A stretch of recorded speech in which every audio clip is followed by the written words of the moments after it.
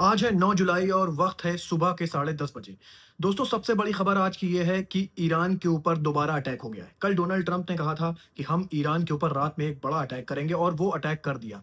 दोस्तों, बताया जा रहा है ये अटैक इतना ज़्यादा खतरनाक था कि साउथ ईरान की 90 साइट्स को हिट करा गया है, जिसमें ईरान के लॉन्चर, ईरान की मिलिट्री साइट्स को बताया जा रहा है कि हिट करा गया है। देखिए दोस्तों, अभी इसमें कितना नुकसान हुआ है खुलकर बात सामने नहीं आई है, लेकिन शाम तक ये बात क्लियर हो जाएगी कि ईरान को कितना नुकसान हुआ है। दोस्तों, आईआरजीसी ने भी इस अटैक को कंफर्म कर दिया है और बताया ये जा रहा है कि सेंटकॉम की तरफ से भी ये कंफर्मेशन आ चुकी है कि हमने सेकंड वेव जो ईरान के ऊपर अटैक की थी वो कंप्लीट कर लिया है। जेडी वेंस का भी बयान आ गया है। जेडी वेंस ने कहा है कि ये जो हमला अभी हमने किया है ये फुल वॉर नहीं है। ये जो हमला हमने किया है ये सिर्फ ये बताने के लिए किया है कि ईरान जो स्ट्रेट ऑफ हॉर्मुज में अटैक कर रहा है शिप के ऊपर, ये अटैक बंद कर दे, और अगर ये अटैक करता है तो हम इससे भी ज़्यादा खतरनाक हमले करेंगे।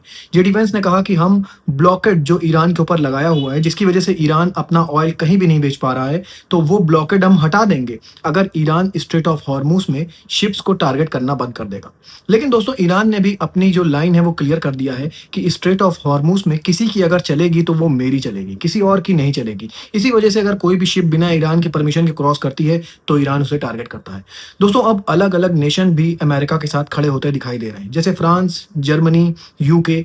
इन लोगों ने भी कहा है कि हम अपनी जो टीम है वो स्ट्रेट ऑफ हॉर्मुज में भेजने के लिए तैयार हैं। दोस्तों, अब ये वॉर वाइडर जो रेंज है वो इख्तियार करती जा रही है। फर्स्ट राउंड की ईरान और अमेरिका की वॉर हुई थी, उसमें यूके ने अमेरिका को अपना बेस तक देने से मना कर दिया था। लेकिन दोस्तों, जिस तरह से स्ट्रेट ऑफ हॉर्मुज से तेल निकलना बिल्कुल बंद हो गया है और दुनिया भर की मशीनों पर अफेक्ट पड़ रहा है, तो दुनिया भर की कंट्रीज अब धीरे धीरे कर कर अमेरिका के साथ आती जा रही हैं, क्योंकि उनको भी ऑयल चाहिए और ऑयल नहीं निकल पा रहा है स्ट्रेट ऑफ हॉर्मुज से। इसलिए अब देखा जा रहा है कि कंट्रीज अमेरिका के साथ खड़ी होती दिखाई दे रही हैं। डोनाल्ड ट्रंप का भी बयान आ गया। डोनाल्ड ट्रंप ने कहा है ये फुल स्केल वॉर नहीं है, ये एक अल्टीमेटम है जो हमने ईरान को दिया है, और अगर ईरान इस पर भी नहीं मानता है तो हम इससे भी बड़ा अटैक करेंगे। दूसरी तरफ ईरान ने भी अपने हमले शुरू कर दिए हैं। बहरीन की जो अमेरिका की 5th फ्लीट है उसके ऊपर कई मिसाइल से हमले हुए हैं, जिसको बताया गया है कि कुछ मिसाइल्स इंटरसेप्ट करे गए हैं और कुछ मिसाइल अमेरिका के बेस पर जाके गिरे हैं। कुवैत में भी जो अमेरिका का बेस है उस पर भी हमले करे गए हैं। देखिए दोस्तों, इसमें क्या होता है, क्योंकि अब ये जंग खतरनाक रुख इख्तियार करती जा रही है। ऑयल के प्राइसेस जो गिरे थे वो ऑयल के प्राइसेस दोबारा से बढ़ने लगे हैं। ईरान के पार्लियामेंट मेंबर गालिबाफ का भी बयान आ गया है। गालिबाफ ने कहा है कि अमेरिका को अब तक ये बात समझ में आ जानी चाहिए कि अमेरिका प्रेशर डालकर ईरान से कोई भी बात नहीं मनवा सकता। वो अगर हम पर अटैक करेगा तो हम भी अमेरिका के बेसिस पर अटैक करेंगे। देखिए दोस्तों, इसमें आगे क्या होता है। ईरान ने पहली बार सैयद आयतुल्लाह अली खामनेई जिस घर में थे और जब उन पर अटैक हुआ था उसकी पूरी वीडियो लॉन्च किया है। दोस्तों, ये जो आप देख रहे हैं वीडियो, ये सैयद आयतुल्लाह अली खामनेई के उस कंपाउंड की है जहां पर उस वक्त वो थे जब अमेरिका ने अपने टोमोहैक्स मिसाइल गिराए थे। देखिए इस घर की कंडीशन क्या हो गई, और बताया ये जा रहा था कि उस वक्त सैयद आयतुल्लाह अली खामनेई अपने घर के नीचे बने बंकर में नहीं थे, वो ऊपर कंपाउंड में थे जिस वक्त ये हमला हुआ था। दोस्तों, इस कंपाउंड की हालत आप देख के समझ सकते हैं कि टोमोहैक्स मिसाइल कितना ज़्यादा खतरनाक होता है, और यहाँ पर एक नहीं कई टोमोहैक्स मिसाइल गिराए गए थे। अब मैं खबर आपको रशिया और यूक्रेन की बता दूं। दोस्तों, यूक्रेन लगातार रशिया की एनर्जी साइट्स पर टारगेट कर रहा है, जिससे बताया जा रहा है कि मॉस्को में, रशिया का जो कैपिटल है, वहां पर ऑयल क्राइसिस बढ़ते जा रहे हैं। लोगों की लंबी लाइनें देखी जा रही हैं पेट्रोल पंप पर, और रशिया के अंदर एक तरह से कहा जाए तो इकोनॉमिक क्राइसिस आता जा रहा है।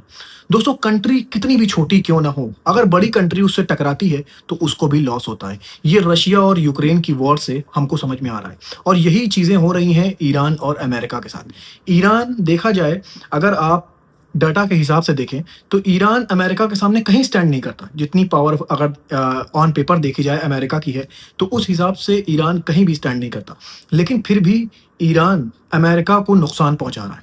बिलियंस ऑफ बिलियंस डॉलर का अमेरिका को नुकसान हो चुका है। वही हालत है रशिया और यूक्रेन की। यूक्रेन बहुत बड़ी कंट्री नहीं है, ना ही यूक्रेन न्यूक्लियर पावर्ड कंट्री है, लेकिन इसके बावजूद वो रशिया को नुकसान पहुंचा रही है, और अच्छा खासा नुकसान हो रहा है रशिया को। रशिया इकोनॉमिक तौर पर कमजोर हो रहा है। रशिया का अगर देखा जाए तो ऑयल क्राइसिस हो रहे हैं, रशिया में क्राइसिस दिन ब दिन बढ़ते जा रहे हैं। दोस्तों, पलटवार रशिया भी कर रहा है, जिसमें बताया जा रहा है कि जब से वॉर स्टार्ट हुई है तब से लेकर अब तक 70% जो यूक्रेनियंस हैं उनको हेल्थ क्राइसिस हो चुका है। मतलब कहीं ना कहीं उनकी जिंदगी में वॉर का इफेक्ट आ गया है 70% यूक्रेनियंस के, क्योंकि रशिया भी जबरदस्त हमले कर रहा है, लेकिन इसके जवाब में उसको भी अपनी कंट्री के ऊपर हमले बर्दाश्त करने पड़ रहे हैं। दोस्तों, इससे साफ ज़ाहिर होता है कि कितनी भी छोटी कंट्री क्यों ना हो और कितनी भी बड़ी कंट्री क्यों ना हो, नुकसान दोनों को होता है।